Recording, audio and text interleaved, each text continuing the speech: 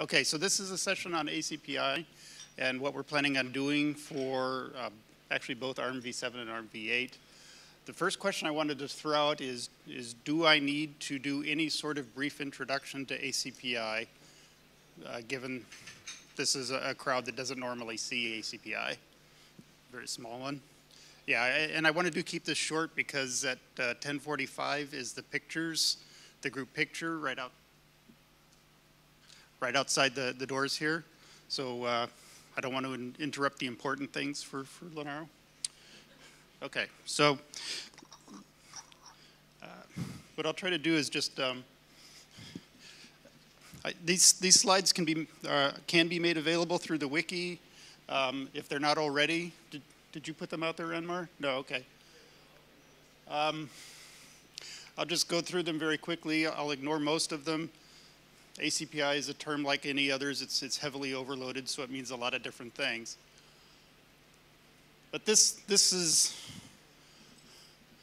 a result of studying the ACPI specification for several days and trying to make some sort of sense out of what I saw in there. In many respects, it's no different than device tree.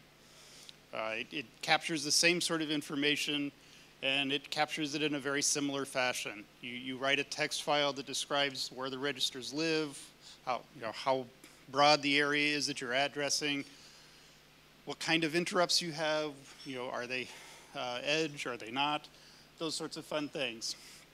The difference is primarily in the representation, as well as some of the things that you can do with ACPI that you cannot do with device tree.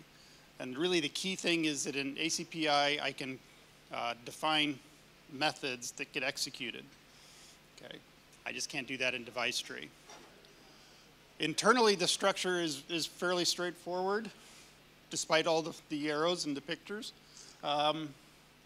Much like device tree, there's an initial point, which is what's called the RSD pointer, up at the very top left. That points to an initial table, which is a table of pointers to other tables. That's the XSDT. That in turn always will point to first a fixed ACPI description table, which is really the basic controls for ACPI itself. That one in turn points to the really key one, which is this differentiated system description table. And that's where you insert all of your description blocks, the description blocks being essentially the same bit of information that you provide in device tree. Okay, here's my device, here's the registers I use to control it, here's some of the values I can put in the registers. The difference being that I can now start adding procedures and methods to do things as I need to initialize the hardware, for example. There's a method that's predefined called _INI. When the system comes up, it should look through all the DSDTs, or all the definition blocks within the DSDTs and say, is there a method called _INI? If so, execute it to initialize the device and move on, okay? Where it gets a little tricky and where we're having to do most of the work is really here in the ACPI driver. That's the part that changes per OS. There's a nice reference implementation that provides an OS independent implementation of most of the driver code, and really you just have to kind of glue it together. Okay. So is that enough of an overview? I mean, I really don't want to spend a lot of time on this. Really more want to get into what folks think they need and answer questions about what sort of functionality is essential. Okay. Okay. So what do you guys want? Where we are with this right now is poor Graham down here in the end was given a ticket and put on a plane and told to show up. Naresh and I have been working on this for about a month now. So we're just really getting ramped up and getting started in terms of what we're doing. The initial state of what we've got running so far is the first problem I found was that there's a series of user space tools to create these tables and the content in the tables. Some distributions were as much as 3 years out of date, which meant that they were back two revisions of the specification. Those have all been brought up to date now. So in both Debian and Fedora, the newest package is in the queue, waiting for approval. It's in the Linaro overlay, thanks to Fatih, wherever he is. So if you're using the Linaro bits, you can actually get the latest tools in there. And what those tools will do is, excuse me, let me kill myself. Those tools are the ones that will allow you to write in ASL, the ACPI system language, the specification language, excuse me, create the bytecodes that go into the differentiated definition block. Okay. There's also some nice tools in there for allowing you to debug the methods and the procedures that you write that go into ACPI. So that's all up to date. Friday, I was beating my head against the wall trying to figure out where there's a problem. So right now what I can do is I can actually bring up a system, and what I've done is actually in device tree provided an address and a size for an ACPI blob. Because in U-boot you only get a few registers to use. And God, this feels hacky, but oh well, it works. You only get a few registers to use. So I put in the device tree the address and location of the ACPI blob. And where the code is at this point is I can find that address. I can get ready to load in the ACPI blob and start parsing the tables. But I think I've got some sort of bug in the memory map at this point. So I can't actually get to the address that I've used. So hopefully I'll get that figured out in the next day or two. There was a very recent change to the Linaro kernel that may have fixed the issue that I was running into, so I'll try that. But that's kind of where we are at this point. It's purely experimental. Used a really big stick to basically clone the x86 ACPI source into ARM, use it as much as possible as is. Unfortunately, in the driver, there are some x86 specific bits of things that will have to be changed ultimately, and want to get those to where they are eventually completely architecture neutral. So that's kind of where we are. So the code that you copied to the ARM tree, is that something that should be refactored to common code, or should remain this ARM code? So basically what I'm doing right now is just if-defs in the existing ACPI driver. Okay. The stuff that is architecture specific is really just the ACPI tables themselves at this point. Well, excuse me, that in the initial load of the tables. The rest of it's all identical, and it's if-defs. It does need to be refactored ultimately. But. Have you had a chance to look at all at the AML interpreter and what's going to need to be done to get that running? One of the nice things about the AML interpreter is the reference implementation has actually been ported to a 64-bit architecture in the first place. So right now the code for the AML interpreter, and so it's clear that device definition block that has the procedures in it, you'll write the description in ASL. There's a little compiler that converts that into bytecodes, and now there's an interpreter in the driver that actually executes the bytecodes at runtime. The interpreter's unchanged, and it seems to work, right? I've only been able to throw little teeny bits of things at it, so I don't know.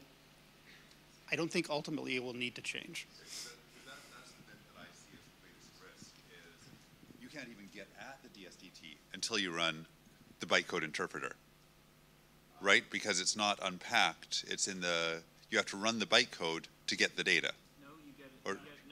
The tables are the static known good addresses, and the tables are discoverable without AML. Right. So there's an initial set of tables. Sorry, yeah. Sorry. So getting to the point where you can actually read the DSDT is there's no interpreter involved yet. Okay. Right. So you can load all those tables, you can get those in memory. It's when you actually start running through the initialization that, yes, you have to have the interpreter, right? Does that make sense? Yes, that's exactly the way it occurs today in x86 and i64. Ah, 2 mics. Okay, no, I won't just speak out of my own ignorance, though I do often. Okay. Okay, Never stops me. My understanding, I mean, when I had looked at it, that just to get at the DSDT, to understand the DSDT data, which is where the ACPI version of the device tree exists, you have to run that interpreter. Okay. I see what you're saying. Okay. Okay. So because that's I see what where you're saying. the interesting stuff is. The tables, they're just C structures. Yeah. That's the easy stuff. Right. It's the enumerating of the devices that is the interesting bit. Correct. And yeah. And Right. it's also then that also comes to the questions of what are the problems that are what's the problem that's trying to be solved with ACPI? Like what is driving you? What is your first milestone, or what is your first goal for ACPI running under ARM? How is it going to be useful? So, Well, there's two things that we're trying to do, right? yeah, okay. So there's two things that we're trying to get to. The first goal is to have a reference platform. So, I mean, I care in specific about 64-bit architectures with ACPI, right? So what I'm looking for in the context of LEG is a fast model or a foundation model where there are some bits that provide an EFI environment with tables pointing to known ACPI structures in place, and you can say whatever operating system you are running on this, whether it is a Linux operating system or another operating system, this is a known platform describing this known device, this emulated device, and you can boot whatever operating system on it. And then secondly, what I'm looking for is a sufficient implementation. It's nice to have a power button or a fan or something to start with, but a sufficient implementation that we can start to make use of that and then target, firstly the foundation model and then the initial V8 hardware. Right. I'll shut up now. No, so the basic plan is, so the basic plan is really to get a proof of concept working at this stage, and that's kind of where I'm working on at this point. And hopefully by the end of March, for that proof of concept, the idea is to get to the point where I can actually push the power button on an ARM v7 box, and specifically an Arndale box, and have it shut down, right? Or be able to push the power button and have it come up, do the proper things. So that's the basic proof of concept, and yes, it is ARM v7. It is not ARM v8, but it gives us the experience and the context to say, okay, here's the things we're going to need to change for ARM v8. Now, at the same time, as I'm going through and doing things like, for example, you need to go off and change the config file so I can actually add an ACPI driver to the ARM configuration. If it says if-def ARM v7, I'm also making sure that I say or ARM v8, right, just up front. That kind of next stage in ARM v8, probably under QMU, probably under the fast model, kind of depends on what's available at what point. We would like to have that up and working by June, so another 3 months or so. And yes, the point is just get the proof of concept working. Okay, now we've got some of the basics. We've put the infrastructure in place. So there's loading tables. They're hooking things up to the interrupt system. There's hooking drivers into using ACPI. We've kind of gone through that on a basic level. But then there's the next step of, okay, now let's flesh out the rest of it. And that's actually where we need a lot of feedback. I think the total number is there's 58 different tables that one can define. Sure, we can go off and implement all of those and understand all of those, but I know of at least half a dozen that are pointless, right? For example, the one that says the Microsoft Certificate Authority. I'm not really going to care. That one I'm just not going to worry about. But then there's also a whole series of objects and methods that can be defined and executed. So for example, I actually like the way that ACPI has defined all the thermal zones and how one can control the fans and other devices that are necessary to actually keep a device cool. Almost nobody uses them, right? So do we make a big effort to make those available? Probably not, right?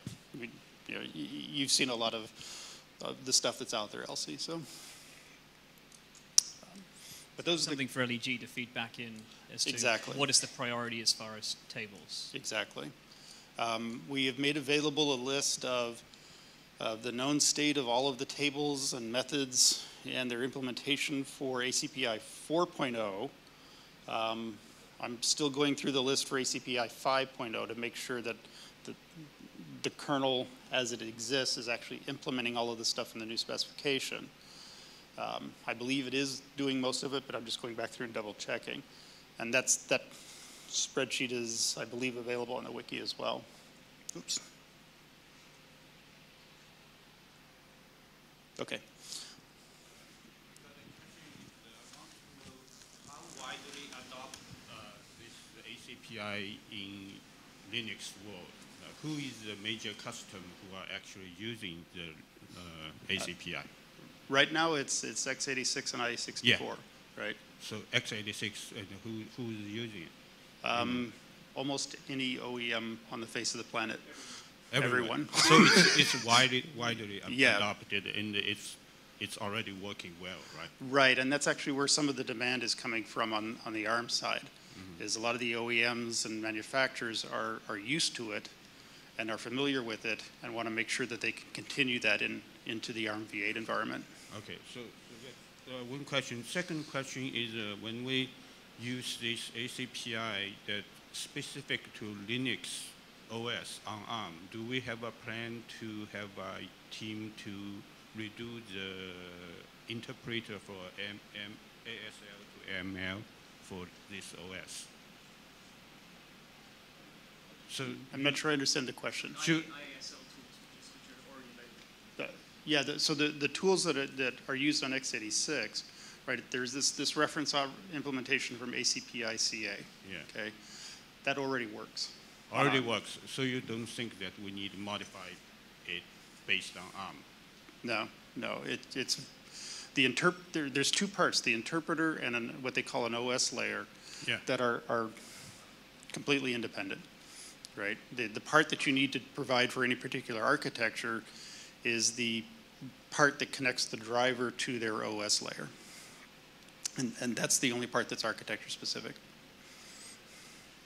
I mean not the architect specific information is provided through the BIOS through ASL code, right?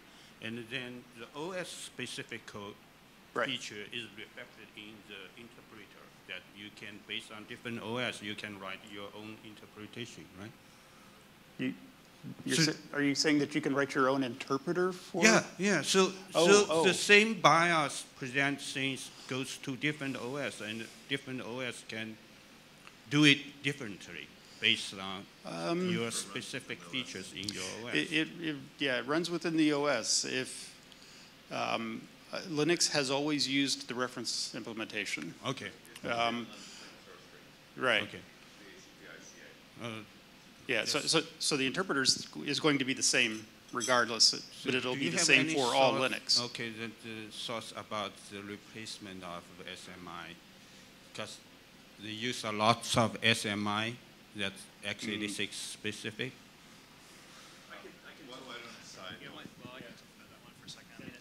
It's not really ACPI connected, but It's in the specs, right? Right. We've had, so we can talk about other server specs perhaps outside. I mean, there are alternatives to doing what on x86 is SMM. There are alternatives on ARM. Some people will use Trust Zone, which is not what we want, but some people will use management cores, which is the probably proper way to do it. And some of us have been asking ARM to define something else. But I think we should talk about that separately, because I think secure mode and SMIs are not the same as ACPI. It's related work. If you're doing ACPI enablement, then you want to do platform hacks and workarounds and all that stuff. But all we're talking about here is platform enumeration, device discovery, and driver binding, which is... Are you from ARM? I'm from Red Hat. Huh? Red Hat. So is ARM's SoC design like something like for SCI, for hardware support for ACPI? I think we should. Why don't we have a separate conversation afterward about some of the specifics? Okay. Yeah, Okay. We'll have Andrea Okay. and we'll Just one suggestion. I think that ACPI team and the UEFI team should link together, so the UEFI BIOS can provide the memories. Right. It's my good friend Leif. The relations between UEFI and ACPI, that's a good point, absolutely. The discussion about SMI, as John said, is not strictly related to this ACPI session, so we're happy to take it right from the next coffee break after the team photo, and then we'll define when to talk about that, but not in the ACPI section. Thank you. Yeah, and actually, I have worked with EFI in the past, and as it turns out, connecting ACPI and EFI is much simpler than connecting it to U-boot. So there's actually one call that you make, and that's it. And it's already in the binding. And it's already in the binding. So in theory, if it compiles, it should work. But Len?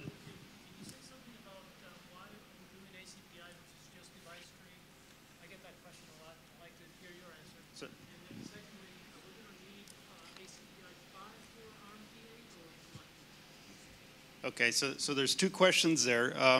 For those that couldn't hear the question, so the one that's always troubling is why ACPI? And then the second question is which version of the specification are we going to work on? So for V8 specifically.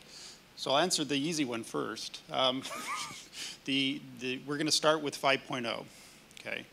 And one of the things that we are actually actively engaged in is getting the governance of ACPI changed so that everybody can contribute to it and it's not just this one controlled standard by 5 people. That's a work in progress because we're already seeing things in 5.0 that will probably have to change and we'll have to create a 6.0 at some point or another. So we're trying to get all of that started and moving and heading in the right direction. But the discussions are still kind of early on all of that. But yes, 5.0 is where we're going to start for that. So you want to try the why? Go for it, Grant. I'll take the why. The why is that the ACPI and device tree actually have different models or different philosophies around why they're done the way they are. Device tree has very much been driven by you describe the hardware, but you make the base assumption that you've got drivers for everything that's there. With ACPI, the model is, and when I say drivers for everything, you're able to describe GPI connections, any special power states or things like that, and it works great, especially when you've got a vertically integrated product where you've got control over the kernel and the hardware. What I've been hearing, especially from the hardware vendors and the distribution vendors, is that model is very hard to work with when you've got a lot of different operating systems, a lot of different hardware, and they all need to work together. And the main thing that ACPI has that device tree doesn't is ACPI has this execution model to be able to have basic drivers or describe some of the power states that we aren't able to do as easily in device tree. Plus, all of the OEMs who are building these server systems have a whole bunch of familiarity with ACPI and how to do things and tooling that works with this that isn't there for device tree. So that's why there's been a big push for ACPI. Elsie, do you want to add anything to that, or?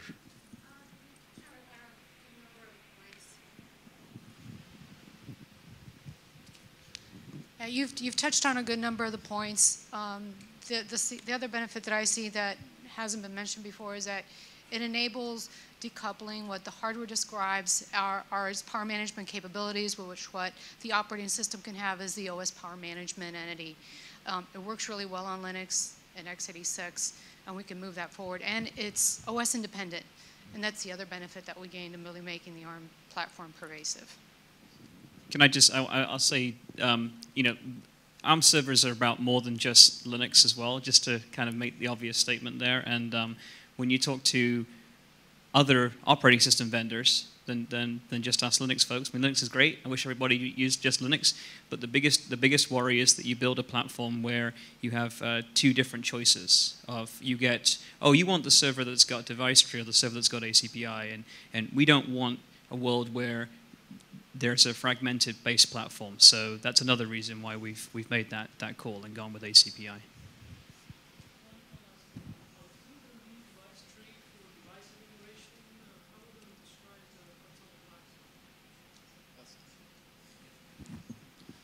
So for those that couldn't hear the question was, are we still going to need device tree to describe what's on the platform? In the short term, the answer is yes, right? Because obviously we're not just going to drop everything in there and have ACPI work completely out of the box for all possible devices in the system. I mean, that's impractical. In the interest of getting stuff as upstream as quickly as possible, it's just going to have to be incremental. Right. So there will be a time where we will have device tree possibly controlling some stuff and ACPI possibly controlling other things. I don't really like that idea, but that may be a necessity in the short term. Ultimately, we'll get enough implementation of ACPI in there that we can start dropping device tree. Right? Talk about enumeration. The point was, can you get the same information in a DSDT that you can get in a device? So did you hear, John? So were you also asking that can you get the same enumeration information? No, I'm saying, is it because the device enumeration are being utilized, can you pick up for devices that are not removable when the device is? No, I'll take this one because ACPI has the same ability to enumerate devices that device tree does. In fact, all the work that we've done over the last 3 years to get away from the hard-coded platform data in devices and be more dynamic, all that stuff we've done in the Linux kernel, that flows right over. We use exactly the same stuff for ACPI as we will for device tree. What will change, or what there will be additions to, is any additional data that needs to be parsed out of ACPI. Now, I'm hoping to mitigate a lot of that by pushing for similar bindings. Like, if we've got extra properties that a device needs, use the same tag. We've got all that documentation. Let's just do the same thing. And then the device driver doesn't have to go look for anything different. It can use the same parsing methods to retrieve data. So that's not going to work in every case, but it then goes down to a driver by driver problem, not have to change the entire kernel problem. One of the examples is if you go and look at the ACPI tables on MacBooks, you'll find a whole bunch of device tree properties from open firmware. And what Apple did is they carried over exactly what they had done with device tree on open firmware and put it into ACPI with an extension for additional properties. It's the same data.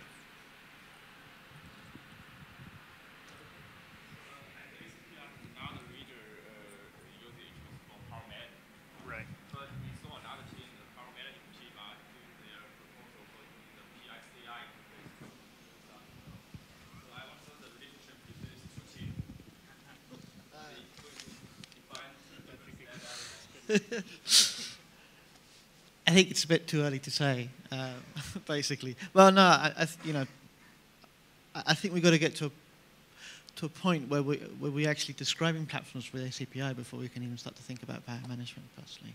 I'll let you say something else about that. That's one of the areas that system engineering on these ARM systems is actually going to, we've got work to do. We don't know how this is best going to work, because we have to deal with the fact that you've got multiple privilege levels from secure world, hypervisor, supervisor. ACPI, you've got ACPI running in the operating system context. You've got UEFI running, which will have runtime services, at least for writing variables. And for power management, you have to handle the difference between the CPUs, and the hypervisor, or the secure world, has to protect itself. So it can't just let the operating system go and poke the CPU registers to turn it off when it may have context in that CPU. So the secure world protects itself, but we don't want to put the entire power management state. We've done that before on x86. It's horrible. We want to do power management in the operating system. But now you've got a split context, and there's complexity associated with the fact that CPU power management has been at least kind of sequestered off in the secure world, but power management for the rest of the system is at the hypervisor or supervisor level in the operating system. That's not a trivial complexity, and I don't want to downplay this particular aspect at all, because that is going to be a hard problem to solve. And nobody has come up with a clear vision of exactly how the boundaries are going to be, specifically from the point of view of, will there be leakage of context? If you've got power management of the CPUs, well, do those power domains suddenly become unavailable to the operating system, and how will that affect the devices that are trying to be power managed? And until we have, that's something that the power management working group is going to have to figure out just for the Linux kernel.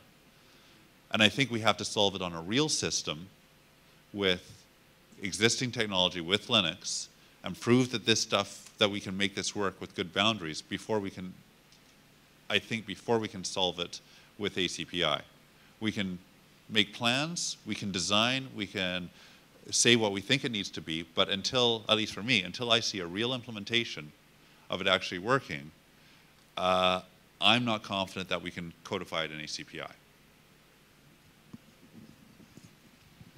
Does that answer your question? So that means, first of all, we are going to use our power management proposal to management of CPU, and it's further in ACPI to work, both for device and CPU, and we are going to transfer to ACPI or? No, it still has to be done. But ACPI also have power management for the CPU state. So Yes.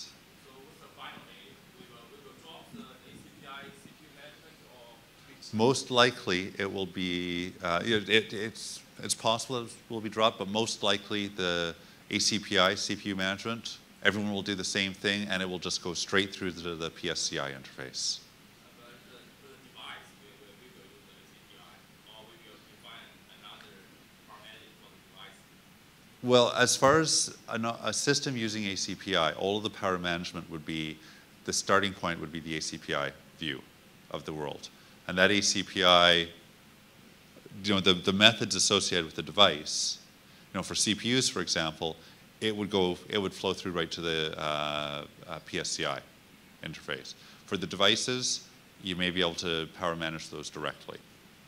And I think in a lot of cases we're still going to want device drivers for power management, because that will, when you write a real device driver, you can have better performance. But the base, the functionality required to make the device work will be in ACPI. But one question is, ACPI defines some of the global standards to control the CPU and the device together. But if we are different management for the CPU and device, we need to negotiate with our PSCI and ACPI. ACPI would need to wrap PSCI. So ACPI would be the interface that the operating system would use, and ACPI would then be responsible for calling PSCI. Yeah, yeah. Yeah, I was just saying that there's a way to kind of link the two together, right? So we can define things in ACPI, and then when you execute the state chain, you call it PSCI. So I mean, we use the shell of ACPI and all Describe the our state. Yeah, so I don't know if you listen to Chris's talk yesterday, but he talked about, for example, you can define and create like functional base hardware. So essentially, you don't, like on x86, you do a read to a port, for example, you change the state chain. We wouldn't do that here. We essentially say, here's the state definition, but when you get to execute the state chain, you call it the PSCI state. Does that make sense? So we've got about another 5 minutes, just as a fair warning. Quick question?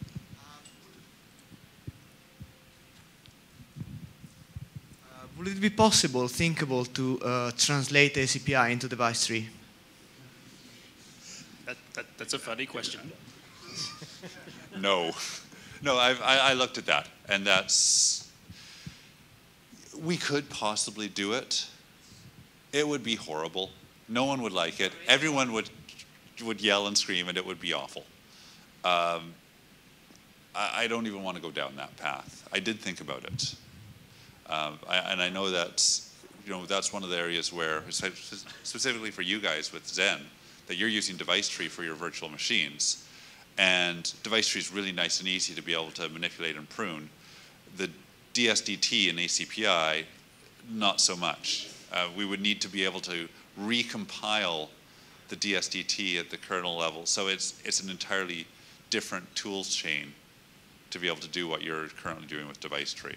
But there would be no problem in having a mixed model of having ACPI to boot the system and device tree for Zen, because that's what works well for you. And to add on to that, one of the things that, so doing an automatic translation, I think is roughly equivalent to the automatic translators that took COBOL and converted them to Fortran, right? It's like, okay, yes, you can do that, but oh my God, why would you? So doing an automatic translation like that, yeah, the semantics are so different. It's very, so that's, well, okay, it's painful. It's painful.